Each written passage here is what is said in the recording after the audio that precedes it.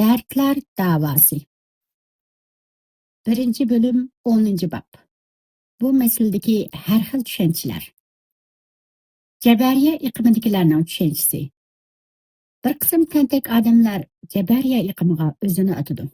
Bu iqimdagilar bandada ixtiyorlik bo'lmaydi, balki u har ishga majburlangan, gunohga majburlangan deb qaraydi. Murji iqimidagilarning tushunchasi. Yana bir qismlar murji iqimiga islab oladi. Ular iymon faqat tasdiq orqali borliqqa keladi. Amal bilan iymonning aloqasi yo'q. Eng fasiq odamning iymoni bilan Jibril va Mikoilning iymonining farqi yo'q deb qaraydi. Yaxshi ko'rishdagi xato tushuncha. Bir qism kishilar borki, ular namratlarga, shayxlarga, yaxshilarga muhabbat bog'laganligini, qabrlarni ko'p yo'qlaganligini, qabr beshida ko'p duo qilganligini, qabrlardan shafaat talab qilganligini, qabrdagilarni vasila qilib Allohdan so'rganligini va ularning Allohning oldidagi haqqi hurmatini dastak qilib o'zini aldab yuridi. Yana bir qism odamlar borki, ota-onalari, ajdodlari va ularning Alloh oldidagi imtiyozi va darajalarini dastak qilib o'zini aldab yuridi. Ular o'zini xuddi podshohning huzuridagidek o'ylab, ota-onalarimiz va ajdodlarimiz bizni tashlab qo'ymaydi, qutuldirib oladi deb qaraydi. Padişahlar öz muxlislarga farzandlari va yaqin birodarlarining gunohlarini tilib olish imtiyozini beradi.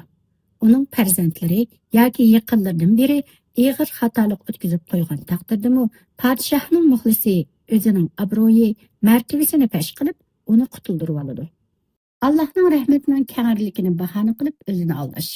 Bir qism odamlar Alloh meni azoblashdan behojat. Har qancha azoblagan taqdirdami, Allohning shon shuhrati yuksalib ketmaydi.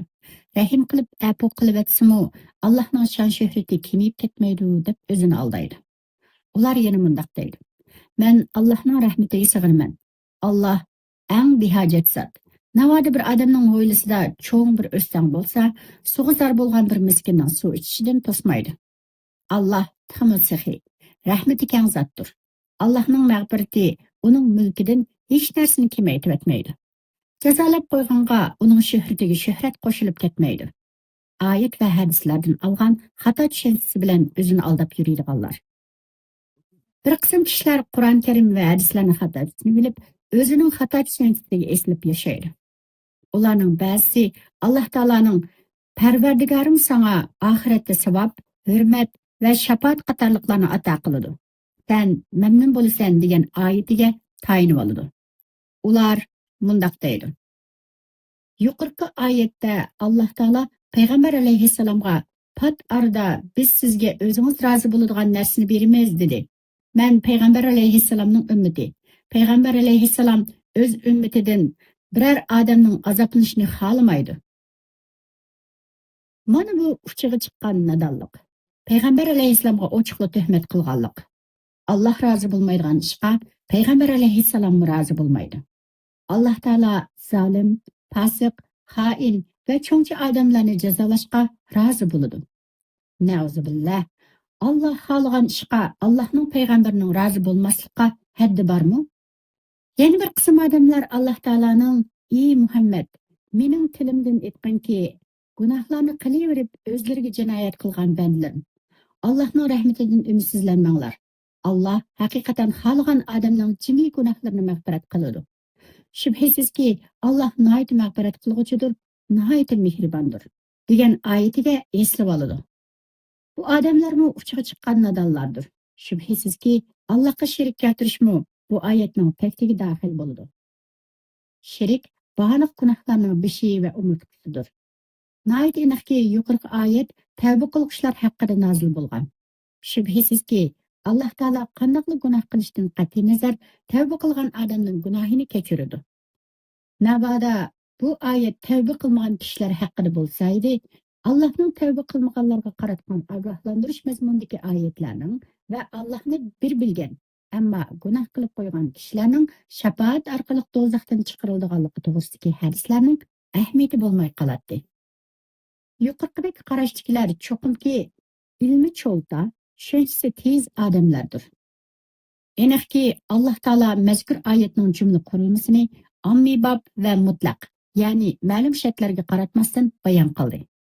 Bundaq bo'lgan ekan, Allohning bu yerda tavba qilguvchilarni nazarda tutganligi aniq. Sura Nisoda Alloh taolo xaslashtirib va qaydlik, ya'ni shartlik qilib mundaq deydi. Alloh haqiqatan Allohga sherik keltirish gunohini mag'firat qilmaydi. Xalqan odamning uningdan boshqa gunohini mag'firat qiladi. Kimki Allohga sherik keltiradigan cho'ng gunoh qilgan bo'ladi. Bu oyatda Alloh taolo shirkdan boshqa gunohlarni mag'firat qilganligini xabar qildi. Navoda bu oyatdagi Alloh mushriklikni kechirmaydi degan mazmun tavba qilgan odamlar haqida bo'lgan bo'lsa, shirik bilan boshqa gunohlar ayirib bayon qilinmagan bo'ladi. Yana bir qism nadallar Alloh taolaning "Ey inson, seni marhamatli Parvardigoringga osiylik qilishga nima oldi" degan oyatini dastak qilib o'zini aldaydi. Ular mundaq deydi: Alloh karimlik, Alloh kechiradi. Biz degan aldanuvchilar, xalab gunoh o'tkazuvchilar emas. Ba'zilar Alloh bizga dalilni ig'zimizga silib bergan tursa, deydi. Bu nadonlikdan boshqa narsa emas. U shayton va nafsi xohishiga aldangan odamdir. Alloh taolo yuqorqi oyatda karamlik, ya'ni marhamatlik degan sifatni keltirdi. U marhamatlik Alloh bo'ysunishga tegishli zotdirki, uning haqqini zoya qilish, uning rahmatini, karmini dastak qilib o'zini aldab yashash to'g'ri bo'lmaydi. Ularning qilgan bu ishi xato. Shundaqla o'zini o'zi aldashdan boshqa narsa emas. Ya'ni shayton yoki nafsi xohishning kayniga kirib, Allohga beparvolik qilganlikdir. Yana bir qism odamlar Alloh taolaning do'zax haqidagi uningga, ya'ni do'zaxga faqat haqni inkor qilgan, iymondan yuz o'rgan odamlar kiradi degan oyatlar orqali o'zini aldidi. Bu odamlar sizlarni lavildab turgan o'tdan ogohlantirdim degan oyatdagi o'tdan jahannamning bir qavatidagi maxsus bir o'tni demakchi ekanligini bilolmadi. Navoda bu oyatdagi o't degan so'z shular tushunib olgandek butun do'zaxni ifodalaydi deganga ma'qul degan taqdirdimi, Alloh bu oyatda do'zaxga kirmaydi degan ibora ishlatmasdan, o'tga qoqlangan holda do'zaxga kirdi degan ibora ishlatdi. O'tga qoqlangan holatda do'zaxga kirishning o'zgacha bir shaklini ifodalaydi. Undoq bo'lgan ekan, ma'lum bir shaklda do'zaxga kirish degan gap, o shaklda kirmaydiganlarning do'zaxdan aman qoladiganligini bildirmaydi. Yana o'zini aldab yashaydigan bu odamlar navoda yuqorqi oyatga ergishib keladigan oyatni yaxshiroq o'ylanib boqadigan bo'lsa, o'zining taqvodor odamlarning qatorida emasligini, taqvodor bo'lmagan ekan, do'zaxdan yiroq qilinadigan kishilarning qatida o'zining yo'qligini bilgan bo'ladi. Ammo Alloh taolaning do'zax haqidagi bayonida do'zax kofirlar uchun tayyorlandi degan so'zi fosiq va zolimlarning do'zaxga kirmaydiganligiga dalolat qilmaydi. Jannat to'g'risidagi bayonidagi jannat taqvodorlarga tayyorlandi degan so'zi qalbida zarra miqdorda iymon bor, ammo hech qanday yaxshi amal qilmagan odamning jannatga kiradiganligini inkor qilmaydi. Ba'zilar yana Ashura kuni ro'za tutish va Arafat kunida ro'za tutish bilan o'zini aldab, Ashura kunining ro'zasi butun bir yilning gunohlariga kafarat bo'ladi. Texi Arafat kunida tutgan ro'za zapas ajr bo'lib saqlanib turadi deyishdi. Bular Ramazonda tutgan ro'zaning 5 vaqt namozning Arafat kunidagi ro'zadan va Ashura kunidagi ro'zadan ulug'roq ekanligini, Ramazon ro'zasi yana bir Ramazongacha, namoz yana bir namozgacha cho'ng gunoh o'tkazib qo'ymaganli bo'lsa, kichik gunohlarga kafarat bo'ladiganligini bilmaydi.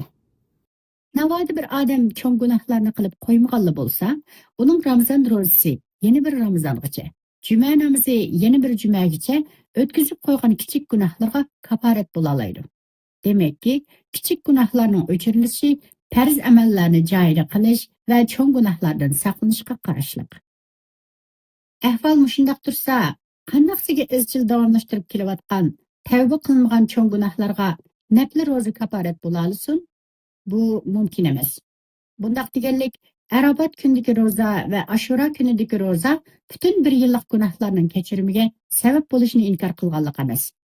Arafat kunidagi ro'za va Ashura kunidagi ro'zaning gunohlarga kafarat bo'ladiganligi to'g'risidagi hadisda bayon qilingan mazkur va'daning farz amallarni joyida qilish, cho'ng gunohlardan o'zini tortishdan iborat shart va cheklamalar bor. Birovning cho'ng gunohlarda izchil davomlashishi u odamning kichik gunohlarining kaforat bo'lishiga to'salg'i bo'ladi.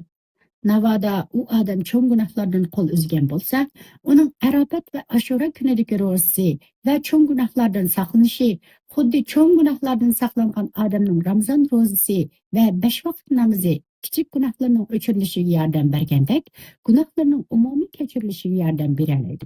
Bu haqda Alloh taolo mundaq deydi: Agar sizlar ma'ni qilingan cho'ng gunohlardan saqlansanglar, karimimizga elib kichik gunohlaringlarni yo'q chiqaramiz va sizlarni esil makonga, ya'ni jannatga kirgizamiz. Shunisi oydin bo'ldiki, bir narsaning gunohlarning kechirilishiga sabab bo'lishi, shu narsa bilan yana bir sabablarning hamkorlashib kechirimga sabab bo'lishini cheklamaydi. Ikki sabab orqali kechirimga sabab bo'lish, bir sabab orqali sabab bo'lishdan kuchlik va mukammal bo'ladi. Kechirimning sabablari kuchaygan sari kechirimmi kuchayadi va texmo ommabop, texmo keng ko'lamlik bo'ladi. Allohga yaxshi qarashda bo'lish. Bir qism odamlar payg'ambar alayhissalom Alloh taolodan naql qilgan munu hadis qudusiga yo'linib oladi. Men bandamning qarshidagidek bo'laman. Undaqda bandam menga xohlagan qarashda bo'lsin.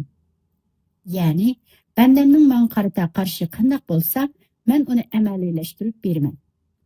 Shuningda shak yo'qki, yaxshi qarashda bo'lishmi, yaxshilarga yondashib kelishi lozim. Yaxshi ish qilgan odam o'zining qilgan yaxshiliklarga Parvardigorning mukofot beradiganligi, Allohning va'dasiga xiloflik qilmaydiganligi, tavba qilgan odamning tavbasini qabul qiladiganligi to'g'risida yaxshi qarashda bo'ladi. Ammo izchil cho'ng gunohlarni qiladigan, zolimlik qiladigan, shariatga zid ishlarni qiladigan odamlarning gunohkorlik, zolimlik va haromxo'rlik tuyg'usi, ya'ni ko'ngli qarilik, uni Parvardigorga yaxshi qarashda bo'lishdan cheklab qo'ydi. Bu reallikda ko'rgili bo'ladigan bir ish. Masalan, xo'jasiga bo'yintovliq qilib qochgan qul xo'jayiniga yaxshi qarashda bo'lmaydi. Gunoh tuyg'usi, ya'ni ko'ngli qarilik, yaxshi qarash bilan mangu bir odamda tang mavjud bo'lmaydi. Aniqki gunohkor odamlarda gunohining ig'ir yenikligiga qarab bir xil gunoh tuyg'usi, ya'ni xudiki bo'ladi. Allohga eng yaxshi qarashda bo'ladigan odam uningga eng bek itoat qiladigan odamdir. Hasan Basri mundaq deydi: Mu'min Parvardigorga yaxshi qarashda bo'lg'achqa yaxshi ishlarni qiladi. Ammo gunohkor odamlar Parvardigorga yomon qarashda bo'lg'achqa yomon ishlarni qiladi. Parvardigorning itoatidan chiqqan, uni norozi qiladigan ishlarni qilib qo'ygan, uning g'azabiga duchor bo'lgan, Allohning haqqi va amr farmonlarini ko'zga ilmay, uni zoya qilib o'tgan, cheklimlarga parvo qilmay, davomli Alloh cheklagan ishlarni qilgan odam qandoqsiga unga yaxshi qarashda bo'la olsin? Allohga jang e'lon qilib, do'yilga tushgan, Allohning do'stlarini yomon ko'rgan, dushmanlar bilan eg'iz burun yalashgan, Allohning sifatlarini inkor qilgan, Allah o'zini sifatlagan va payg'ambar alayhissalom sifatlagan sifatlarga dargumonda bo'lgan odamlar qandoqsiga Allohga yaxshi qarashda bo'la olsin? Allohni so'zlamaydi, buyurmaydi, to'smaydi, rozi bo'lmaydi, g'azablanmaydi deb gumon qilgan odamlar qandoqsiga Allohga yaxshi qarashda bo'la olsin?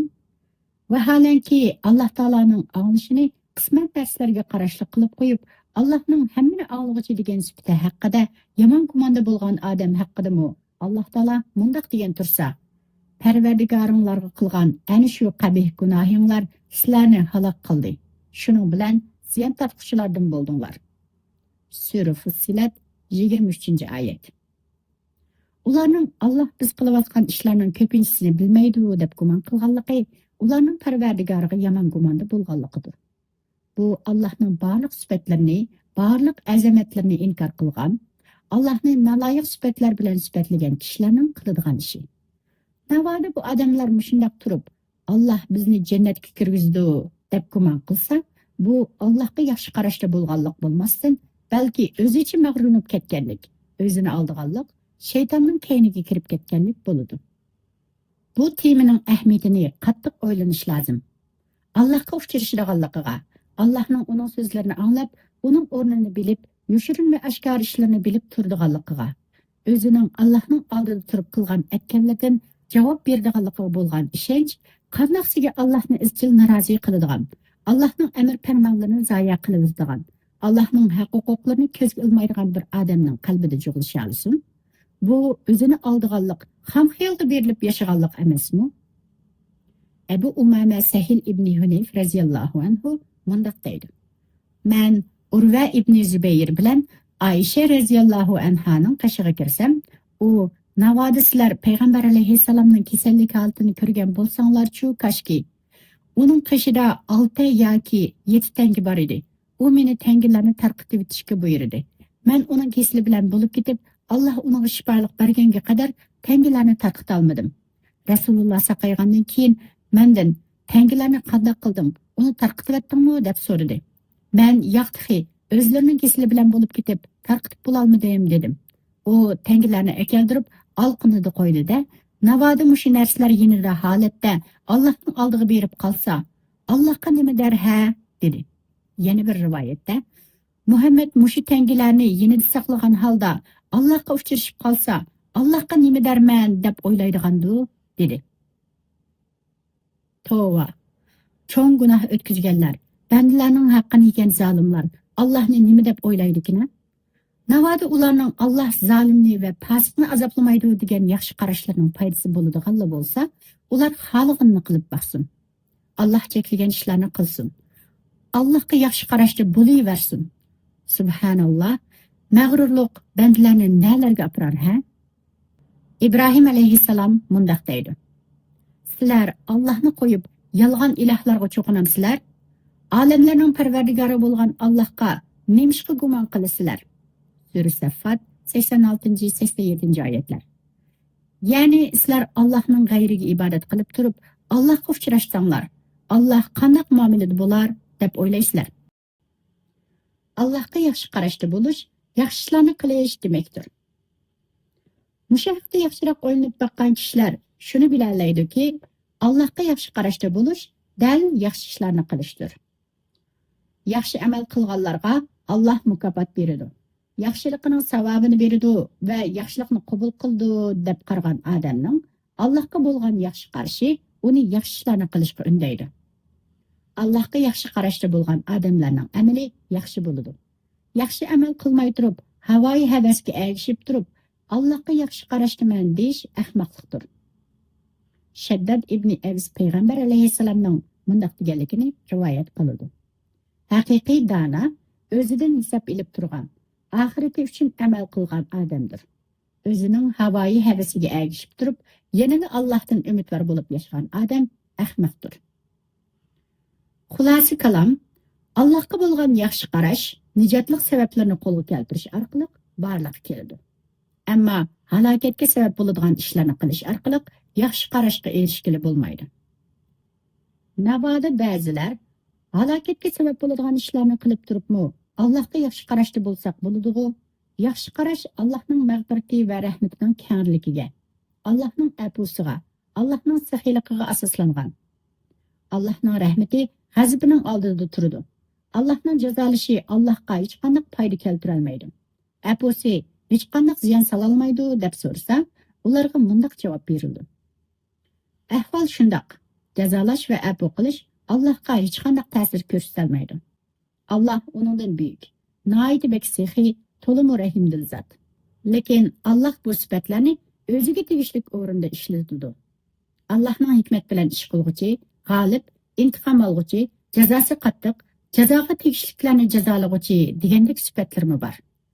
Navoda yaxshi qarash Allohning ilm sifatlariga tayinlanib olgan ish bo'lsa, undaqda buningda yaxshi odam bilan yomon odam, mu'min bilan kafir, Alloh do'stlari bilan dushmanlari o'xshash bo'lib qoladi. Demak, gunohda izchil davomlashayotgan odamga Allohning ism sifatlari hech qanday manfaat bermaydi. Bu gunohkor Allohning noroziligiga, g'azabiga uchraydi. Allohning la'natiga duchor bo'ladi. Alloh harom qilgan ishlarni qiladi. Alloh cheklagan ishlardan yonmaydi. Allohga yaxshi qarashda bo'lish, qilgan gunohlarga tavba qilgan, pushaymon qilgan, gunohlardan qo'l uzgan, qolgan umrini yaxshilik va itoat bilan o'tkazishga bel bog'lagan odamga manfaat beradi. Yuqorqidek ishlarni qilib bo'lgandan keyin Allohga yaxshi qarashda bo'lgan bo'lsa, bu haqiqiy yaxshi qarash hisoblandi. Navoda undaq bo'lmasa, u o'zini aldash va mag'rurlanishdan boshqa narsa emas. Allohga haqiqiy ma'nodagi yaxshi qarashda bo'lish bilan o'zini aldab yashash va mag'rurlikning farqini bilib olish har bir odamga to'limi zarur bo'lg'achqa bu temada ko'proq to'xtaldik. Alloh taolo mundaq deydi: ey Muhammad, ular sendan harom qilingan oyda urush qilishga bo'lamdi deb so'raydi. Aytqinki, bu oyda urush qilish cho'ng gunohdir. Allohning yo'lidan to'sish, Allohga kufrlik qilish, masjidi haramda ibodat qilishdan to'sish va masjidi haramdan aholini haydab chiqarish Allohning dargohida tixmi cho'ng gunohdir. Fitna, ya'ni mu'minlarga ziyondoshlik qilish odam o'ldirishdan qattiq gunohdir. Ular, ya'ni kuffarlar qo'lidan kelsa, sizlarni dininglardan qaytarib o'tganga qadar sizlar bilan davomli urushidi. Sizlardan kimki o'z dinidan qaytib kafir peti o'lsa, uning amallari dunyo va oxiratda bekor bo'lib ketadi. Bundaq odamlar ahli do'zaxdir. Ular do'zaxda mangu qolg'uchilardir.